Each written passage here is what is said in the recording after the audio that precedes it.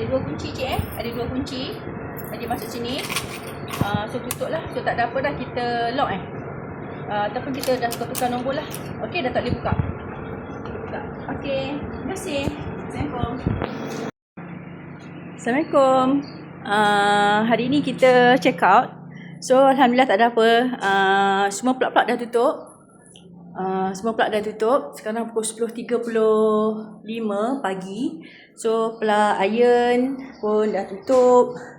Dalam bilik ni pun tak ada apalah. Kipas ni pun semua dah tutup lah So di dapur tak pakai apa. Kita ada pakai gula, minta halal dengan teh. Yang lain tak ada apalah. Kunci pintu tu pun dah lock. Bilik air tak ada apalah. Air ke apa semua kita dah tutup lah. Lain nasi peralatan elektrik tak pakai. Tap ais pun tak pakai. Jadi di bilik ni pun okey. Ini pun tak ada apalah. Semua plug kita dah tutup lah. Kita tutup cas je. Okey. Dan terima kasihlah bilik sebelah ni tengah pakai. Tengah ada orang tapi tak ada apa. Aircon nanti kita tutup lah. Okey, itu saja. Nanti kita akan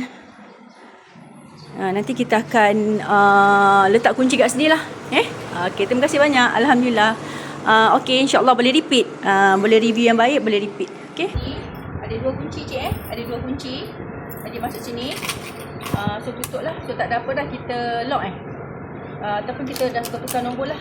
Okey, dah tak boleh buka. Show me how.